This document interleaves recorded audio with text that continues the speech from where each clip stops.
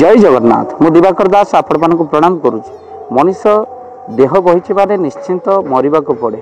आउ प्रिय परिजन मृत्यु आम मैंने आखिर लुह गड़ू केवल आखिर लुह गड़ू नहीं आम सनातन धर्म अनुजाई आम मुंडन हो बा लंडा हो केश पकई दू कौन रही लंडा हेबार जो विधि विधान आ सहित कहीं लंडा हुंती आपणकर पितामाता चलीगला कौन गुरुजन चलीगला आपण कहीं लंडा हुंती ये कथा आम आलोचना करवा। गरुड़ पुराण वर्णना अच्छी नीति नियम आपणकर ये सब घटना तेणु प्रेतकर्म अनुसार जीवर गति होता है। जदि प्रेतकर्म आप ठीक से करना जीव नाना प्रकार नर्क को भोग करें। जब प्रिय परिजन पितांकर प्रेतकर्म ठीक से करना प्रेत मुख्य होगा प्रति बदल प्रेतकर्म जो पिता भटकु था सहित आत्मीय माने शव को मशाणी को लेकिन जाती आ जो मशाणी को लेकिन शव को जाती जद्वारा से देहरे जो संक्रमण होता है ता अर्थात शव पचि जाए बेले बेले शव गोटे दिन रही जाए सांगरे जाइथिबा जो लोक माने से माने दाढ़ी निश एमाने काटती आ मुंडन होती लंडा होती कहीं जो विज्ञान कहूँ संक्रमण रक्षा पाइबापी से दाढ़ी केश काटी दिखती कहीं दाढ़ी केश द्वारा से संक्रमण होबार संभावना थाए। तेणु मशाणी को जो मैंने जाती से दाढ़ी निश क्षीर होकर आसती ता सहित मशाणी को आमर नारी मैंने जाती से मुंडे कौटी आपड़ केश काटा देखी तो देखु यह हूँ गोटे विज्ञान जहाँ प्रमाण देउछंती ता सहित आत्मीय मान प्रति मुंडन हवा बा लंडा हेबा यह भल पाइबा आउ सम्मान होता है। पितामाता अंश हूँ शरीर तेणु यही अंश आम केमी पितामाता ऋण जो रही जाए आम दान कि भाव में दबा तेणु आम दाढ़ी निश नख लंडा हो प्रति सम्मान प्रदर्शन करूँ आउ सहित आम मैंने अंश समर्पण करदे यहाँ एक कारण। ता सहित आप मन रखी था पिला उपरे थिबा प्रेतर जो रही मला पर जो लोभ आपन लंडा न हुंती आपण प्रेतंकर लोभ रही था तो से आप सबू संपर्क तुटेबा लंडा हो जाती आउ आप सबकि समर्पण कर दियंती। तेणु मृत व्यक्ति प्रति आपणकर ये जो समर्पण भाव को प्रेत लोक मैंने देखती प्रेत जी हो जाए सी अनुभव करे जे ये सबू संपर्क तुटीगला लंडा हो गला आ शेष को जन जन कहते ये कार्य ना तू आगे देखी मु लंडा हेबी अर्थात वचन से रक्षा करती।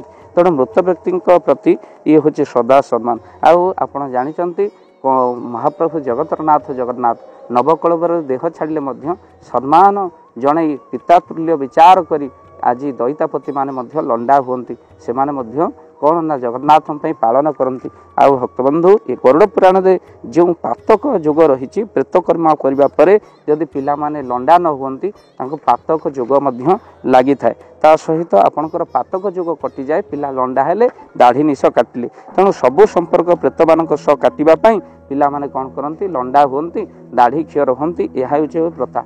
आउ एक कारण मु जहाँ आपण मानकु कहबी जेतबले आमे बापा माँ चली जाए आम कौन करूँ ना लंडा हो ता कारण बापा माँ बंची पर्यंत आम टोका हो था मामू बंची आम टोका हो था पीसा बंची आम टोका हो था चलीगले आज्ञा बापा माँ चलीगले आम टोकापण चली जाए नहले आम बुढ़ा बुणी जे बापा माँ बंची बापा माँ कहे टोकाटा केतबले फेर अर्थात बापा माँ चलीगले आम बाल काल पलैगला तेणु बाल रखा कहीं तेणु बाल पकई दू आम आम बालकपण पलि जाए तेणु टोकापण आमर पलि जाए बापा माँ बंची पर्यंत आम टोका बापा माँ चलीगला आम बुढ़ा हो जाऊ से बाल समर्पण करदे जे मु श्रीहीन होगली मो बापा माँ चलीगला मो पाखे कि ना बाल पकई दियंती आपण मैंने मो टोकापण चलीगला मु बुढ़ा गली मो उपर बापा माँ हाथ उठीगला यह हूँ समर्पण आ श्रद्धा सम्मान निदर्शन जहाँ मो पुराण कहते भक्तबंधु से कौन आपणकर पितामाता सहित आपणकर दादा बड़ापा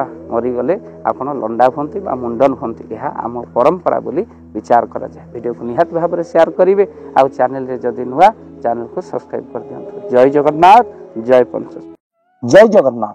धन अर्जने धर्म करी धर्मे प्राप्त नरहरि। जदि आपण मानक धन कौनसी गरीब असहाय रोगी मानक सेवारे लागि परिला जानतु आपणकर रोजगार सार्थक हो गला आपणकर धनर मध्य बहुत महत्व रहिला। तो आज आपण माने जदि चाहूचंती आपणकर से धन महत कार्य लागू जेमिति कि आमे गोटे आम्बुलांस करिचु जो आम्बुलांस प्रतिदिन किछि असहाय रोगी मानक मेडिकल रे पहुंचाए किछि गरीब अनाथ शिशु मानक आमे वस्त्र दान करू କିଛି ରୋଗୀମାନଙ୍କ ପାଖରେ ପହଞ୍ଚୁ ଯେଉଁମାନେ ବହୁତ ରୋଗରେ ପୀଡ଼ିତ ସେମାନଙ୍କ ପାଖରେ ଆମେ କିଛି ଅର୍ଥ ଆଉ ଗରିବ ଲୋକମାନଙ୍କୁ ସହାୟତା ପ୍ରଦାନ କରୁ। ଏ କିଛି ଦିନ ପୂର୍ବରୁ ଆପଣମାନେ ସହଯୋଗ କଲେ ଆମେ ମଧ୍ୟ କିଛି କମ୍ବଳ ଅସହାୟମାନଙ୍କ ପାଖରେ ଯାଇ ପହଞ୍ଚି ବାଣ୍ଟିଥିଲୁ। ଆପଣଙ୍କୁ କୃତଜ୍ଞତା ଜ୍ଞାପନ କରିବା ସହିତ ଯଦି ଆପଣ ଚାହୁଁଛନ୍ତି ଆପଣଙ୍କ ଧନ ଆମ ଦ୍ୱାରା କୌଣସି ମହତ କାର୍ଯ୍ୟରେ ଲାଗୁ ତ ସ୍କ୍ରିନରେ ଚାଲିଥିବା ନମ୍ବରରେ ନିଶ୍ଚିନ୍ତ ଆପଣ କଲ୍ କରନ୍ତୁ। ଆଉ ଆପଣଙ୍କ ବିବାହ ବାର୍ଷିକରେ ଆପଣଙ୍କ ପିଲାମାନଙ୍କ ଜନ୍ମରେ ଶ୍ରାଦ୍ଧରେ ଯଦି ଆପଣ ଦାନ କରିବାକୁ ଚାହୁଁଛନ୍ତି ଆପଣଙ୍କ ପୁଅ ନାମରେ ଝିଅ ନାମରେ ସ୍ତ୍ରୀ ନାମରେ ନିଶ୍ଚିନ୍ତ ଭାବରେ ଆପଣ ଦାନ କରିପାରିବେ। ସ୍କ୍ରିନରେ ଚାଲିଥିବା ନମ୍ବରରେ ଆପଣ କଲ୍ କରନ୍ତୁ। ଆମେ ଦେବୁ ଆପଣଙ୍କୁ ଫୋନ୍ ପେ ନମ୍ବର ଯେଉଁ ଫୋନ୍ ପେ ନମ୍ବରରେ ଆପଣଙ୍କର ଦାନ ପହଞ୍ଚି ପାରିବ। ଆଉ ନିଶ୍ଚିନ୍ତ ଭାବରେ ଆପଣଙ୍କର ଦାନ କେଉଁ କାର୍ଯ୍ୟରେ ଲାଗୁଛି ତାର ମଧ୍ୟ ଭିଡ଼ିଓ କରି ଭାବ ଦିବାକର ଚ୍ୟାନେଲରେ ଆମେ ନିଶ୍ଚିନ୍ତ ଭାବରେ ପକାଇବୁ। ଆପଣ ଦେଖି ନିଶ୍ଚିନ୍ତ ଖୁସି ହେବେ। ତ ଆପଣଙ୍କ ପୁଅ ଝିଅ ବିବାହ ବାର୍ଷିକ ଜନ୍ମଦିନରେ ଯଦି ଆପଣ ଚାହୁଁଛନ୍ତି ଆପଣଙ୍କର ଦାନ ମହତ କାର୍ଯ୍ୟରେ ଲାଗୁ ତ ସେଇ ଶୁଭ ଦିନ ମାନଙ୍କରେ ଆପଣ କଲ୍ କରି ଆମକୁ ଫୋନ୍ ପେ ନମ୍ବର ମାଗିପାରିବେ। ଆଉ ଆମ୍ଭେମାନେ ଆପଣଙ୍କୁ ଫୋନ୍ ପେ ନମ୍ବର ଦେବୁ ଯେଉଁ ନମ୍ବରରେ ଆପଣ ସହଯୋଗ ରାଶି ପଠାଇ ପାରିବେ। ନିଶ୍ଚିନ୍ତ ଭାବରେ ଆପଣଙ୍କର ଧନର ସାର୍ଥକତା ହେବ।